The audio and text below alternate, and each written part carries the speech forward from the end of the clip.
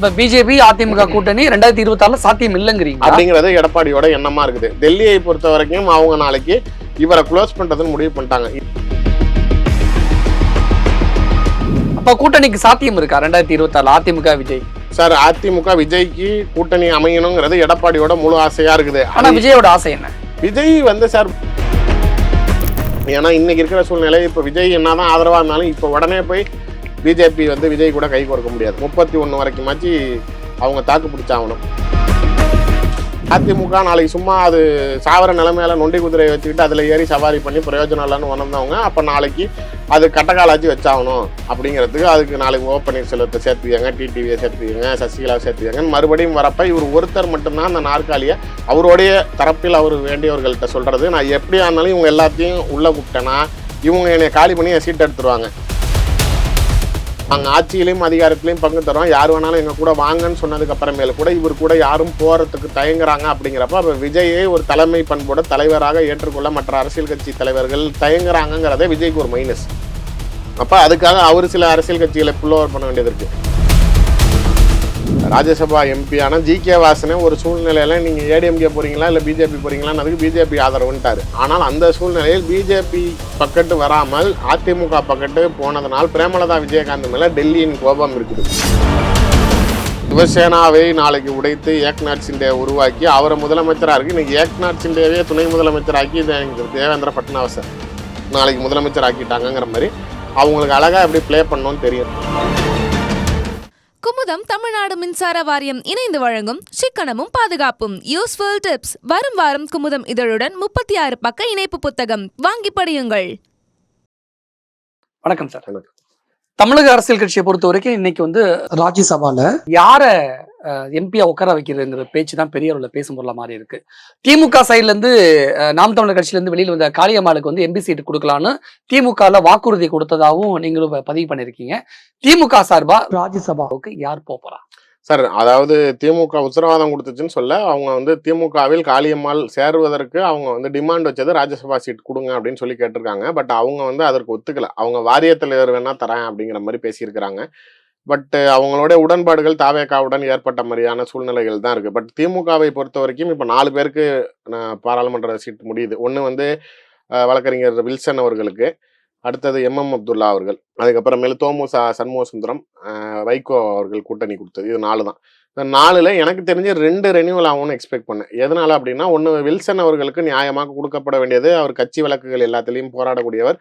கலைஞருக்கு மெரினா பீச்சில் சமாதி அமைவதற்கு முக்கியமாக காரணம் இருந்தவர். நீதிமன்றத்தை நாடி தீர்ப்பு வாங்கி கொடுத்தது வில்சனை சேருங்கிறப்ப அவருக்கு இன்னொரு ராஜ்யசபா கொடுக்குறதுல தவறில்ல. எம்.எம். அப்துல்லா கடந்த முறை ஒரு ஷார்ட் டேர்ம் தான் கொடுத்துருந்தாங்க, 1.5-2 வருஷம் தான் திரும்பி பண்ணாரு. அது விடுபட்ட பதவி. திரும்ப ரெனியூவல் அந்த 2 வருஷம் 6 வருஷம் கொடுப்பாங்க அப்படிங்கிற மாதிரி பிளான் பண்ணுச்சு. பட் எனக்கு வந்த தகவல்களின் அடிப்படையில் பார்த்தீங்க அப்படின்னா, அவர் இந்த ஜாஃபர் சாதிக்கு அயலக பிரிவு பொறுப்பாளராக தான் இருக்காரு.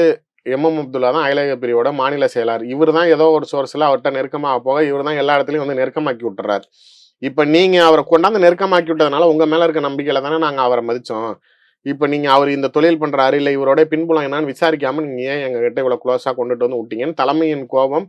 இப்போ போதைப் பொருள் திமுக கட்சியில் இருக்காங்களாம் போதைப் பொருள் வச்சு தான் காசு சம்பாதிக்கிறான் அப்படின்னு சொல்லி உங்களால் கட்சி கெட்ட பேர் ஏற்பட்டுச்சுங்கிற ஒரு வருத்தம் அப்துல்லா மேலே இருக்கிறதுனால மீண்டும் தொடர்ச்சியாக அவர் கொடுக்கறதுக்கு வாய்ப்பு இல்லைங்கிறாங்க. எனக்கு வந்த தகவல் 4லுமே கன்ஃபார்ம் ஆயிடுச்சு யாருக்கு அப்படிங்கிறாங்க. எதனால அப்படின்னா, சமீபத்தில் உதயநிதி அவர்கள் கமலஹாசனை நேரில் போய் சந்திக்கிறாரு. அது எதற்காக அப்படின்னா, இந்த ஜூலை ஆண்டு வரக்கூடிய ராஜ்யசபா 2024-2025 ஜூலை மாசத்தில் வரக்கூடிய ராஜ்யசபால அவருக்கு ஒரு ராஜ்யசபா ஒப்பந்தம் போட்டு ஒப்பந்தம் போட்டு நாளைக்கு தேர்தல் சமயத்துல வெளியில வந்துச்சு. வைகோவுக்கு இருந்ததை கமலுக்கு ஒத்துக்கிட்டாங்க அப்படின்னு. வைகோவுக்கு மகனுக்கு சீட்டு கொடுத்ததோட முடிஞ்சு ராஜ்யசபாவுக்காக எந்த ஒப்புதலும் வழங்கப்படல. இப்ப கமலஹாசன் ஒத்துக்கிட்டாரா? அந்த சமயத்துல கொஞ்சம் முரண் பிடிச்சாரு. அதுக்கப்புறம் தான் நாளைக்கு திரும்பி வேற வழி இல்லாம ஒத்துக்கிட்டாரு. இப்ப அவரை பொறுத்த வரைக்கும் ₹1 கூட செலவு இல்லாம கே.என். நேருவும் மகேஷும் செலவு பண்ணி துரை மகேஷ அவரை துரை வைகோவை நாளைக்கு அவங்கள வந்து எம்பி ஆக்கிட்டாங்க. இப்போ அப்பாவும் மகனும் பாராளுமன்றத்துக்கு போயிட்டாங்க. இது ரெண்டுமே திமுகனால தான் நடந்திருக்குது. நீங்க அவங்களுக்கு ராஜ்யசபா வைகோ கொடுத்ததும் டிஎம்கே தான், மகனுக்கு சீட்டு கொடுத்து செலவு பண்ணி ஜெயிக்க வச்சதும் டிஎம்கே தாங்கிறப்ப இதற்கு மேல நீங்க திரும்பி என்ன அவங்ககிட்ட எதிர்பார்ப்பீங்க? ஒருவேளை கேட்டாலும் பொறுத்துருங்கன்னு சொல்றதுக்குரிய ஆனா வாய்ப்பு. வைகோ மாதிரியான ஒரு சிங்கத்தை வந்து இழக்கிறது வந்து திமுகவுக்கு பெரிய இழப்பு தானே சார் முன்னளவுக்கு அவருக்கு இப்ப இல்ல, ஏஜ் ஆக்டிவா இல்லைங்க ஏஜ் ஆயிருச்சு, பேசுறப்ப ஒரு வேகம் இல்ல, அவருக்கு சில விஷயங்கள் விவரங்கள் தெரியல, பேக் போன் பிரச்சனை வந்துருச்சு, ரொம்ப டிராவலிங் பண்ண முடியல. மகன் வந்துட்டாரு, அதனால அவர் பார்த்துக்கிட்டுமேன்னு கொஞ்சம் ஒரு ஓய்வு எடுக்கட்டுங்கிற மனநிலையில தான் திமுக யோசிக்குது. இதற்கு அப்பாற்பட்டு கமல்ஹாசனுக்கு அடுத்த ஆண்டு 2026 மார்ச் மாதத்துல அடுத்த பேட்ச் ராஜ்யசபா வருது, இன்னொரு 6 ஏன் இப்ப 2025 இந்த யாரையோ அதுக்கு அவங்க ஆல்ரெடி ஃபில்அப் பண்ணிட்டாங்க சார். அவங்களுக்கு அந்த நாள்லயுமே காளியம்மாளா இல்ல, காளியம்மாள் கிடையாது, காளியம்மாள் விடப்பட்டது. இப்ப இந்த நாளுக்கும் அவங்க ஏற்கனவே நாளைக்கு யாரையோ பிக்ஸ் பண்ணிட்டாங்க. இப்ப வில்சனுக்கு திரும்பி கொடுக்கப்படுதுங்கிற மாதிரி ஒருவேளை திமுகவிலேயே சில பேருக்கு யாருக்காவது நம்பிக்கை வாக்குறுதி கொடுத்திருக்கலாம் முதலமைச்சர். அதனால இந்த முறை விட்டுருங்க, உங்களுக்கு கொடுக்க தான் போறோம் இல்லன்னு இல்ல, ஆனா அதை வந்து இன்னொரு 6 மாசம் பொறுத்துருங்க, மார்ச்ல வாங்கிக்கங்கன்னு தான் கமலஹாசன் பேசுறதுக்கு உதயநிதி செஞ்சிருக்காரு. இப்ப அடுத்தது வர்றது இந்த அதிமுகவுடைய பிரச்சனை. அதிமுக யாரு அப்ப சந்திரசேகருக்கு முடியுது, அதுக்கு அப்பாற்பட்டு இவரு அன்புமணி ராமதாஸ் அவர்களுக்கு முடியுது. தேர்தல் சமயத்தில் தேமுதிகவை வந்து பாஜகவா அதிமுகவா எந்த பக்கம் போறீங்க அப்படின்னு கேட்டப்ப சட்டமன்ற தேர்தல்ல தேமுதிக அதிமுக சப்போர்ட், ஆனா அப்ப ஒரு வாக்குறுதி கொடுக்கப்பட்டதா சொல்லப்படுச்சு தேமுதிகவுக்கு ஒரு எம்பி சீட் அப்படின்னு சொன்னாங்க. ஆனால் வந்து இப்ப அதிமுகவானால் ராஜ்யசபா எம்பி ஆனா ஜி.கே. வாசனே ஒரு சூழ்நிலையில நீங்க ஏடிஎம்கே போறீங்களா இல்ல பிஜேபி போறீங்களான்னு அதுக்கு பிஜேபி ஆதரவுன்ட்டாரு. ஆனால் அந்த சூழ்நிலையில் பிஜேபி பக்கத்து வராமல் அதிமுக பக்கத்து போனதனால் பிரேமலதா விஜயகாந்த் மேல டெல்லியின் கோபம் இருக்குது ஒண்ணு. ரெண்டாவது விஷயம், இவங்களுக்கு நிறைய பணமும் தொகுதியும் ஆஃபர் கொடுத்தது பிஜேபி தான். ஆனா அதையும் மீறி இவங்க ஏடிஎம்கே போனதுக்கு காரணம் அவங்க தொகுதியில வந்து அவங்க கிட்ட வந்து கொடுக்கப்பட்ட ஒரே எக்ஸ்ட்ரா வாக்குறுதி இந்த ராஜ்யசபா எம்பி. இவங்க பிளான் பண்ணது பையனை வந்து 2 பசங்கள்ல அந்த பையன் தான் கொஞ்சம் விஜயகாந்த் சாயல் இருக்கும், இந்த முடி இந்த தோற்றம். அதனால அவருடைய அனுதாபத்தை வைத்து மகனை வந்து எம்பி சீட்டுக்கு நின்னா லோக்சபால கண்டிப்பா அந்த அனுதாப வாக்குகள்ல அதிகமா ஜெயிச்சிட முடியும். ராஜ்யசபா வாங்கி அவர் உங்களோட தம்பி சுதீஷ் அவர்களுக்கு கொடுத்துடலாம் அப்படிங்கிறது தான் அவங்களுடைய திட்டமா இருந்துச்சு. இப்ப இது என்னன்னா எனக்கே இப்பதான் தெரிய வருது, அது உண்மைதானே. திமுகவுக்கும் கமல்ஹாசனுக்கும் ஒப்புதல் வழங்கப்பட்டப்ப கையொப்பமிட்டு அந்த உத்தரவாத பத்திரம் வெளில வந்துச்சுங்கிறப்ப தேமுதிகவோட அதிமுகவோட போட்ட பத்திரம் எங்க வந்துச்சு அப்படிங்கிறப்பதான் விசாரிக்கிறப்ப நாங்க வெறும் ஓரல் ஸ்டேட்மெண்ட் தான் கொடுத்தோம், நாங்க எதுவும் எழுதி கொடுக்கலங்கிறாங்க. அதிமுகல இருந்து தேமுதிகவுக்கு ராஜ்யசபா எம்பி சீட் இல்ல, ராக்கெட் பெருசா ஏமாந்துருவாங்க அவ்வளவுதான். இப்ப அவங்களுடைய விஷயம், இப்ப அவங்க எப்பயுமே விஜய சாஃப்ட் கார்னர்லயே வச்சிருக்காங்க. அவரும் வீட்டுக்கு வந்துட்டு போறாரு, இவங்களும் கொஞ்சம் தம்பிங்கிறாங்க. இப்ப அவங்க அதிமுகவை நம்பி இருப்பது இந்த ராஜ்யசபாக்காக தான். இது ஏமாற்றப்பட்டால் அவங்க தேமுதிக அவர்கள் நாளைக்கு விஜய் பக்கத்து தாவறதுக்கு தயாரா இருக்கிறாங்க. இன்னொன்னு, ஒரு ராஜ்யசபா எம்பிக்கு 34 எம்பிகள் தேவை. ஒரு ராஜ்யசபா எம்பிக்கு 34 எம்எல்ஏக்கள் வாக்களிக்கணும். அப்படின்னா இப்ப 2 அதிமுகவில் இருப்பதற்கு 68 பேர் வாக்களிக்கணும். இதுல 66 பேர் தான் ஏடிஎம்கேல இருக்கிறீங்க. 5 வந்து இவங்க பக்கத்து போயிருச்சு, யாரு பாமக பக்கத்து போயிருச்சு, 4 வந்து பிஜேபி பக்கத்து போயிருச்சு. இது பத்தி அதுக்கு ஓபிஎஸ் கூட போனது, அது ஒரு 3 வேக்கண்டா போச்சு. இப்ப ஏற்கனவே இவங்களுக்கு 2வதுக்கு மெஜாரிட்டி இல்லாம இருக்குது. என்கிட்ட ஒரு மூத்த அமைச்சர் சொல்றப்ப என்ன சொல்றாரு, நாங்க ஒண்ணுதான் போட போறோம், அடுத்தது எங்களுக்கு அந்த அளவுக்கு ஓட்டு போடுறதுக்கு ஆள் இல்ல, கூட்டணி கட்சிகள் செதறினதுனால எங்களால் போட முடியல, நாங்க காரணம் சொல்லிட்டு அந்த அம்மா கிட்ட கை விரிக்க போறோம் அப்படிங்கிறாங்க. ஆனால் அந்த ஒண்ணுக்குமே எடப்பாடி பழனிசாமியோடைய சாய்ஸ் அவருடைய மகன் மித்துனாக இருக்குது. ராஜ்யசபா எம்பியாக அவர் மகனை டெல்லிக்கு அனுப்பிட்டா, அமித்ஷா கிட்ட நேரடி தொடர்பில் அவர் மகன் இருக்கும்போது நாளைக்கு அவருக்கு முழு ஆதரவா நாளைக்கு டெல்லியில என்ன வேணாலும் மகன் பார்த்துக்குவாரு அப்படின்னு நினைக்கிறாரு. இதற்கு அப்பாற்பட்டு முன்னாள் அமைச்சர்கள் அவ்வளோ பேரும் நாளைக்கு அதற்கு மோதுறாங்க ராஜ்யசபா எம்பிக்கு. கோகுல இந்திரால இருந்து ஆரம்பிச்சு வளர்மதியில இருந்து நாளைக்கு திண்டுக்கல் சீனிவாசன்ல இருந்து பணம் கொடுப்பதற்கு கூட எல்லாரும் தயாராக இருக்கிறாங்க. ஏன்னா சட்டமன்ற தேர்தலில் நின்று ஜெயிக்க முடியாது, இப்ப இருக்க கட்சி சூழ்நிலை சரியில்லைங்கிறதுனால இதுக்கு போட்டிகள் ஜாஸ்தியா இருக்குது.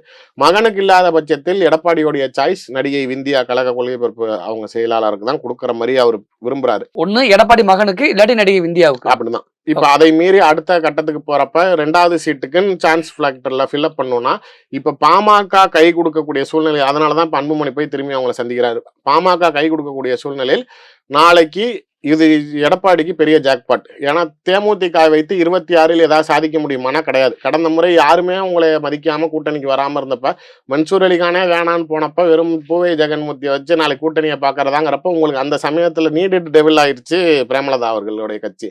அதனால அவங்களுக்கு வாக்குறுதியை கொடுத்து சேர்த்துக்கிட்டீங்க. இதனால இதை வச்ச 26ல அவங்கள பொறுத்த வரைக்கும் இப்ப அவங்களோட மகன் விஜய் பிரபாகர் விருதுநகர்ல நின்னதுல மட்டும்தான் அவங்களோட குரோத் ரேட் காட்ட முடிஞ்சே தவிர, பட் தமிழ்நாடு முழுக்க அதிமுகவோட தேமுதிக கூட்டணி அமைஞ்சதுனால் அதிமுகவுக்கு எங்கேயும் பெரிய பாசிட்டிவ் கெயின் இல்லை. இவங்களோட மகன் நிற்கிற தொகுதியில மட்டும் இவங்க கவனம் செலுத்திக்கிறாங்க, அதுவும் நம்ம கிட்ட இருந்து வாங்கின பணத்தை வச்சு. ஆனா மற்ற இடத்துல இவங்களால நமக்கு சாதகம் இல்லையே. ஆனா பாமக வந்துச்சுன்னா அவங்களுக்கு நம்ம பணமும் கொடுத்தாலும் அவங்களால நமக்கு சில இடங்கள்ல பிளஸ்ஸா இருக்கும். 26ல எடப்பாடி பிளான் பண்றது நாம் தமிழர் கட்சி, விஜய், பாமக, ஏடிஎம்கே, பிஜேபி இல்லாம இதுதான் அவர் நோக்கி பயணிக்கிறது. அப்படிங்கிறப்ப அவருக்கு வந்து பாமகவுக்கு ராஜ்யசபா கேரண்டி கொடுக்கறதுங்கிறது 26லயும் அவங்க கூட்டணி கூட வருவாங்க, வன்னியர் சமூகத்தோடைய ஆதரவு கிடைக்கும், அவருக்கும் ராஜ்யசபா கிடைக்கிறப்ப நம்மளை விட்டுட்டு போக மாட்டாரு அப்படிங்கிற ஒரு பிளஸ் ஃபேக்டருங்கிறப்ப எனக்கு தெரிந்த வரைக்கும் அவங்ககிட்ட 5 சட்டமன்ற உறுப்பினர்கள் இருக்கிறதுனால வாக்கு போடுறப்பையும் இவங்களுக்கு அந்த 2வது சீட்டை ஃபில் பண்றதுக்கு உண்டான ஸ்பேஸ் கிடைக்கிறப்ப எனக்கு ஆட்டோமேட்டிக்கா ஏடிஎம்கேல இருந்து அன்புமணிக்கு கொடுப்பாங்கன்னு தோணுது 2வது சீட். தேமுதிகவே கை கழுவிடுவார் எடப்பாடி. அப்படின்னா வரக்கூடிய 2026 தேர்தலில் அதிமுகவோட சாய்ஸ் வந்து விஜய், அன்புமணி, சீமான் இந்த 3 பேர் மட்டும்தானா? இல்ல, எடப்பாடியோடைய அரசியல் கணக்குங்கிறப்ப நாளைக்கு திமுகவை இருக்கக்கூடிய கூட்டணி கட்சிகளை நம்மளால உடைச்சு எடுக்க முடியாது. அவங்க பிரைமரியா பாக்குறப்ப கம்யூனிஸ்டுகள் 2 கம்யூனிஸ்டுமே, மார்க்சிஸ்ட் கம்யூனிஸ்ட், இந்திய கம்யூனிஸ்ட் ரெண்டுமே வந்து ரொம்ப ஸ்ட்ராங்கா இருக்காங்க. திமுக கூட்டணியை விட்டு நம்ம வெளியேற வேணாம் அப்படின்னு. அவர்கள் தேசிய கட்சிகளாக இருந்தாலுமே அவங்களுக்கு மொத்தமா இருக்கிறதே நாளைக்கு பாத்தீங்க அப்படின்னா சென்ட்ரல்லயே அவங்களுக்கு எம்பிஸ் வந்து ரொம்ப விரல் விட்டு எண்ணக்கூடிய 4ல இருந்து 5 கேரளாலேயே பெருசா வரல. இங்க இருக்கக்கூடிய திமுக ஆதரவை வைத்துதான் அவர்கள் சர்வைவ் ஆகுறப்ப அவங்க அதை தாண்டி வெளியில வரதுக்கு ஐடியாலஜிக்கலி ஸ்டெட் ஆகல. விடுதலை சிறுத்தைகள் கட்சியை பொறுத்த வரைக்கும் அந்த தலித் சமூக அரசியலில் உங்களுக்கு தெரியும், இப்ப தேவேந்திர குல வேளாளர்களுக்கான அடையாளப்படுத்தக்கூடிய வகையில் கிருஷ்ணசாமி அவர்கள் இருக்கலாம், ஜான் பாண்டியன் இருக்கலாம். இவருக்கு மட்டும்தான் இந்த சமுதாய அடிப்படையில் அந்த பிரிவுகள் உட்பிரிவுகளை வந்து இவருக்கு அந்த இருக்கிறதுனால அந்த ஒரு மார்க்கெட் ஃபேக்டர்ல இவர்கள் வந்துட்டா நாளைக்கு நம்மளுக்கு அந்த ஒரு தலித் சமூகங்களோட ஆதரவு இருக்கும். அப்படிங்கிறதுனால எல்லா அரசியல் கட்சிகளும் புல் ஓவர் பண்ண பாக்குறாங்க. இவர் வந்தால்தான் நாளைக்கு திமுகவுக்கு ஒரு பெரிய மைனஸ் ஆகும். ஒரு சமூக கட்சி, சமநீதியா போராடுறோம், நாங்க சமத்துவத்துக்காக போராடக்கூடிய கட்சி, நாளைக்கு வந்து இந்துத்துவாவை எதிர்க்கிறோம், சனாதத்தை ஒழிக்கிறோம் அப்படிங்கிறதுக்கெல்லாம் நீங்கள் ஒரு மதவாத கட்சிகளை எதிர்ப்பதற்கு, பிஜேபி எதிர்ப்பதற்கு சிறுபான்மை கட்சிகள், முஸ்லீம் லீக் இது மாதிரியான கட்சிகள் எப்படி முக்கியமோ அதே மாதிரி ஏற்றத்தாழ்வுகளை பற்றி பேசுறப்ப உங்களுக்கு ஒரு தாழ்த்தப்பட்ட சமூகத்தை, தலித் கட்சி ஆதரவு இருக்கிறப்ப நீங்க அதை கருத்தை பேச முடியும். இப்ப திருமாவளவன் இல்லாம இருந்தா ஜான் பாண்டியனும் கிருஷ்ணசாமியும் உங்களுக்கு ஆதரவு கொடுக்க போறதில்ல. அப்போ உங்களுக்கு எந்த சமூக மக்களும் ஆதரவு இல்லாம நீ எப்படி அதை பத்தி பேசுறவங்க கூட யார் வந்து சேர்ந்தாங்கிற விமர்சனத்துக்கு உள்ளாகிறதுனாலதான் விடுதலை சிறுத்தைகளோட ஒரு பெரிய ஒரு அரசியல் பின்பமாக கட்டமைக்கப்படுது. எடப்பாடி அவர்களுக்கு ரொம்ப தெளிவா அவர் சொல்ற விஷயங்கள், நாங்க அங்க இருக்கிற எல்லா கட்சிகள்ட்டையும் பேசிட்டோம், உடைக்கிறதுக்கு ட்ரை பண்ணோம், திமுக கூட்டணி உடையாது. இப்ப இதை மீறி அவங்களுடைய கவனம், கடந்த முறை அண்ணாமலை அதை சாதிச்சிட்டாரு. 2024 பாராளுமன்ற தேர்தலில் எந்த சிதற சின்ன சின்ன கட்சி கூட இவர்கிட்ட போயிடக்கூடாதுங்கிறத அவங்க எல்லாம் புல் ஓவர் பண்ணப்ப அவருடைய முழு கவனம் இப்ப இருப்பது அந்த இதரைய கட்சிகளை வந்து பிஜேபி கிட்ட இருந்து தான் உடைச்சு எடுக்கணும். இப்ப விஜய்க்குமே அந்த ஒரு கட்டாயத்துல மாட்டிக்கிட்டாரு. நாங்க ஆட்சியிலையும் அதிகாரத்திலையும் பங்கு தரோம், யார் வேணாலும் எங்க கூட வாங்கன்னு சொன்னதுக்கு அப்புறமேல கூட இவர் கூட யாரும் போறதுக்கு தயங்குறாங்க. அப்படிங்கிறப்ப அப்ப விஜயை ஒரு தலைமை பண்போட தலைவராக ஏற்றுக்கொள்ள மற்ற அரசியல் கட்சி தலைவர்கள் தயங்குறாங்கிறதே விஜய்க்கு ஒரு மைனஸ். அப்ப அதுக்காக அவரு சில அரசியல் கட்சிகளை புல் ஓவர் பண்ண வேண்டியது இருக்கு. சோ இதை எல்லாம் ஒண்ணு சேரணும் அப்படிங்கறதுதான் எடப்பாடியோட கணக்கா இருக்கு. விஜயோடைய ஈர்ப்பும் நாளைக்கு எடப்பாடி அவர்களுடைய அந்த பண செல்வாக்கும் இல்ல அரசியல் கட்சிகளோட, எனக்கு தெரிஞ்ச வரைக்கும் அர்ஜுன் ரெட்டி இருக்கிற வரைக்கும் எடப்பாடி கூட கை கோர்க்க விட மாட்டார் விஜய. அதுதான் அவருடைய மேடை பேச்சும் பிரதிபலிக்குது. நாங்க ஒன்னும் 45 சீட்டு வாங்கிட்டு நாங்க எம்எல்ஏ ஆகிறதுக்கு வரல, நாங்க ஆட்சியை பிடிக்க வந்திருக்கோங்கிறது எடப்பாடிக்கு தான் சொல்றாரு. அதனால கூட்டணியை பத்தி எல்லாம் நீ யோசிக்காத அப்படிங்கிறது. பட் அவருடைய பார்வை என்ன, விஜயையும் சீமானுக்கிட்ட ஏற்கனவே ஆஃபர் கொடுத்தாச்சு, 30 எம்எல்ஏ சீட்டு 300 கோடி ரூபாய் பணம் தரேன் அப்படின்னு சொல்லி பேசியிருக்காரு. ஆமா, எடப்பாடி தரப்புல. அதனால நாளைக்கு அவரும் வந்துருவாரு. பாமக இப்ப ராஜ்யசபா எம்பி கொடுத்தா அவங்களும் நாளைக்கு கஸ்டடி எடுத்துருவாங்க. சோ இது ஒரு 4 போதும். என்ன அப்படின்னா என்னைக்குமே அவர் பாஜகவுடன் கை கோர்ப்பதற்கு மறுக்கிறார். இப்ப பிஜேபி அதிமுக கூட்டணி 2026 சாத்தியம் இல்லைங்கிறீங்க அப்படிங்கறது எடப்பாடியோட எண்ணமா இருக்குது. டெல்லியை பொறுத்த வரைக்கும் அவங்க நாளைக்கு இவரை க்ளோஸ் பண்றதுன்னு முடிவு பண்ணிட்டாங்க. இந்தியா முழுக்க இருக்க, அதாவது இவரை அரசியல் ரீதியாக நாளைக்கு அப்புறப்படுத்துறதுக்கு முடிவு பண்ணிட்டாங்க. நீங்க நாளைக்கு அரசியல் ரீதியாக எந்த சூழ்நிலையும் மோடியை தவிர்த்த எந்த அரசியல் தலைவரையும் அவங்க விட்டு வச்சதே இல்லை. மகாராஷ்டிரா மிகப்பெரிய எடுத்துக்காட்டு. சிவசேனாவை நாளைக்கு உடைத்து ஏக்நாத் சிண்டே உருவாக்கி அவரை முதலமைச்சரா இருக்கு. இன்னைக்கு ஏக்நாத் சிண்டேவே துணை முதலமைச்சராக்கி தேவேந்திர பட்னாவிஸை நாளைக்கு முதலமைச்சர் ஆக்கிட்டாங்கிற மாதிரி அவங்களுக்கு அழகா எப்படி பிளே பண்ணணும்னு தெரியும். நீங்க கரெக்டா எம்பி எலெக்ஷன்ல நாளைக்கு திரும்பி காங்கிரஸ் ஆட்சிக்கு வரும், இவங்களை இப்ப வேணாம்னு சொல்லிட்டு நம்ம காங்கிரஸ் கிட்ட போயிருவோம், அப்படியே நம்ம அங்கிட்டு சர்வே ஆகிக்கலாம், இங்க போனா தானே எல்லாத்தையும் ஒண்ணு சேர்த்துக்காங்க, காங்கிரஸ்ட போயிட்டா நம்மளை மட்டும் வச்சு கட்சி நடத்திக்குவாங்க அப்படின்னு கணக்கு போட்டாரு. இவங்க கெட்ட நேரம் திரும்பி பிஜேபியோட ஆட்சி தொடர போக இன்னைக்கு திரும்பி அவங்க கட்டாயப்படுத்துறாங்க, நீ வந்தாகணும். ஏன்னா இன்னைக்கு இருக்கிற சூழ்நிலை இப்ப விஜய் என்னதான் ஆதரவா இருந்தாலும் இப்ப உடனே போய் பிஜேபி விஜய் கூட கை கோர்க்க முடியாது. 31 வரைக்குமாச்சு அவங்க தாக்கு பிடிச்சாகணும். இப்ப அந்த 5 வருஷத்துக்கு அவங்க காலம் தள்ளுறதுக்கு ஒரு குதிரை வேணும். அப்ப அது அதிமுக தான். அந்த அதிமுக நாளைக்கு சும்மா அது சாவர நிலைமையில நொண்டி குதிரையை வச்சுக்கிட்டு அதுல ஏறி சவாரி பண்ணி பிரயோஜனம் இல்லைன்னு உணர்ந்தவங்க அப்ப நாளைக்கு அது கட்டக்காலாச்சு வச்சாகணும் அப்படிங்கிறதுக்கு அதுக்கு நாளைக்கு ஓ பன்னீர்செல்வத்தை சேர்த்துக்கங்க, டிடிவியை சேர்த்துக்கங்க, சசிகலாவை சேர்த்துக்கங்கன்னு மறுபடியும் வரப்ப இவர் ஒருத்தர் மட்டும்தான் அந்த நாற்காலியை அவருடைய தரப்பில் அவர் வேண்டியவர்கள்ட்ட சொல்றது, நான் எப்படியா இருந்தாலும் இவங்க எல்லாத்தையும் உள்ள கூப்பிட்டேன்னா இவங்க என்னை காலி பண்ணி என் சீட் எடுத்துருவாங்க, அதனால முடிஞ்ச அளவுக்கு கடைசி வரைக்கும் நான் போராடி இந்த சீட்ல உட்கார்றதுக்கு இவங்களெல்லாம் ஏத்துக்க மாட்டேன், நான் ஃபைட் பண்ண போறேன் அப்படிங்கிறது அவர் மனநிலையா இருக்கு. இந்த இடத்துலதான் பாஜக கட்சி சின்னத்துக்கு இடைஞ்சல்கள் கொடுக்க தேர்தல் ஆணையத்திட்ட கொண்டாந்து நிறுத்த இது மாதிரியான போறாங்க. இப்போ ஒரு புரிதலுக்கு சொல்லணும் அப்படின்னா இப்போ இந்த ஜூலையில் வரக்கூடிய ராஜ்யசபா தேர்தலுக்கு முன்னாடி ஒருவேளை ரெட்டலை சின்னம் முடக்கப்பட்டால் இவர்களால் வேட்பாளரே போட முடியாது ராஜ்யசபா கேண்டிடேட்டுக்கு. ஏன்னா சட்டமன்ற உறுப்பினர்கள் எந்த சின்னத்தில் ஜெயிச்சாங்க, இவங்க இந்த சின்னத்தில் இருக்கக்கூடிய கேண்டிடேட் ரெப்ரசன்டேட்டிவா ஒரு ராஜ்யசபா எம்பி போட்டு தான் இந்த எம்எல்ஏக்கள் வாக்களிக்கணும். உங்க சின்னமே பிளாக் ஆயிடுச்சுன்னா நாளைக்கு உங்களால வேகன்சி ராஜ்யசபா கூட போடாது. ராஜ்யசபாவுக்கு போட முடியலன்னா நீங்க அன்புமணி கொடுக்கலன்னா அன்புமணி உங்க கூட எப்படி பயணிப்பாரு? அன்புமணி உங்களோட கை கோர்ப்பதையும் நாளைக்கு அவர்கள் நினைத்தால் தடுக்க முடியும், பிஜேபி நினைச்சா. அதே மாதிரி உங்கள் கையில ரெட்டலை சின்னம் இதுக்கு மேல நீதிமன்றத்துக்கு போனா கூட உயர் நீதிமன்றத்துல ஒரு தீர்ப்பு வரும், உச்ச நீதிமன்றத்துல போய் ஸ்டே வாங்குவீங்க.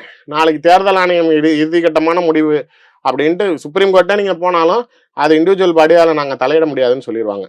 அதனால இப்ப இவர்களுடைய முடிவு தான் இறுதியானது. இவர்கள் என்ன சொல்றாரோ ஆமானா ஆமா, இல்லனா இல்ல. அப்படின்னா எடப்பாடி ஒரு கட்டத்துல பிஜேபியோட பேச்சை கேட்டுதான் ஆகணும்னு சொல்ல வரீங்க. அவங்க கட்டாயப்படுத்துறாங்க. இப்ப ஃபைனலா நீங்க நீ என்ன செய்வியோ தெரியாது வந்தாவணும். அவரு என்ன பதில் சொல்றாருன்னா 6 மாசம் டைம் கொடுங்க, இவ்வளவு நாள் நான் வரல, நான் வேணாம், அதிமுக தனித்து இயங்கும், பிஜேபிக்கு அடிமை இல்லை, நான் இருக்கிற வரைக்கும் இதுக்கு மேல கூட்டணி இல்லை அப்படின்னு சொல்லிலாம் நான் நிறைய பேசி வச்சுட்டேன். அப்புறம் திரும்பி போய் மக்கள்கிட்ட சந்திக்க முடியாது, நான் போய் நாளைக்கு எதுவும் ஃபேஸ் பண்ண முடியாது, கட்சியிலேயே நிறைய பிரச்சனைகள் வரும், ஒரு 6 மாசம் கொடுங்க, கொஞ்சம் கூல் டவுன் பண்ணி உங்கள்கிட்ட ஆதரவு கொடுக்குற மாதிரி வரேன். அதான் ஓபிஎஸ் பிரச்சனை பண்றப்ப நிபந்தனை இல்லாம உள்ள வரேன். இப்ப டிடிவி தினகரன் நாளைக்கு நீங்க சொல்லுங்க, நான் என்னோட வேட்பாளர் கூட போடாம நான் பின் வாங்குறேன் அப்படின்னு சொல்றப்பலாம் நாளைக்கு இவங்க 6 மாசம் பொறுத்து இருக்க சொல்லுங்க, அமைதியா இருக்க சொல்லுங்கன்னு எதுக்கு சொல்றாங்க அப்படின்னா அந்த 6 மாசத்துக்குள்ளார நான் எல்லாம் கூல் பண்ணி இவங்ககிட்ட வரப்ப நான் சேர்த்துக்கிறேன்னு இவங்க எல்லாத்தையும் ஏமாத்திட்டு மூஞ்சில விபூதி அடிச்சுட்டு இவர் விஜய் கூட போயிடலான்னு பிளான் பண்றாரு எடப்பாடி. இன்னைக்கு இப்ப நம்ம பேட்டி கொடுக்குற வரைக்குமே விஜய் கட்சியுடன் அதிமுகவோட பேச்சுவார்த்தை நடந்து கொண்டிருக்கிறது. அப்ப கூட்டணிக்கு சாத்தியம் இருக்கா 2026 அதிமுக விஜய்? சார், அதிமுக விஜய்க்கு கூட்டணி அமையணுங்கிறது எடப்பாடியோட முழு ஆசையா இருக்குது. ஆனா விஜயோட ஆசை என்ன?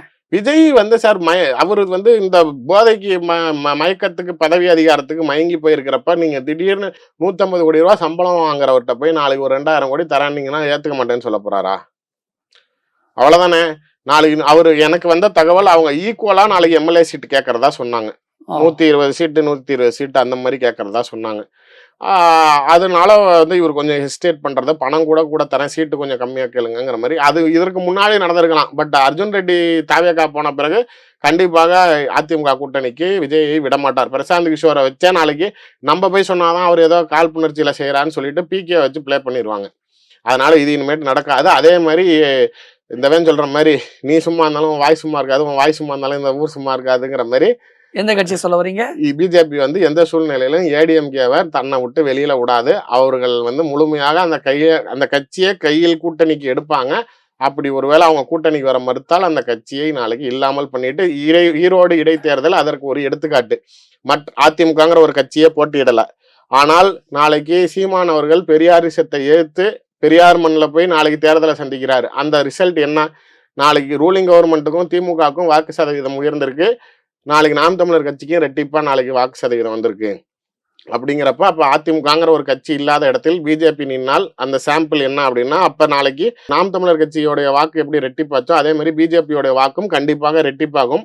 ஆளுங்கட்சியாக திமுக வந்தாலும் எதிர்க்கட்சி அந்தஸ்துக்கு பிஜேபி வருவதற்கு அதிமுக முடக்குவது பிஜேபிக்கு உதவும்னு மத்திய அரசாங்கம் முடிவு பண்ணிட்டு அடுத்த கட்டத்துக்கு போயிருவாங்க. ஒருவேளை நீங்க சொல்றபடி அதிமுக தலைமையிலிருந்து எடப்பாடி பழனிசாமி அவர்கள் அகற்றப்பட்டால் அந்த இடத்துக்கு யாரு தலைமைக்கு வருவாங்க? எல்லாரும் ஒண்ணு சேருவாங்க சார்.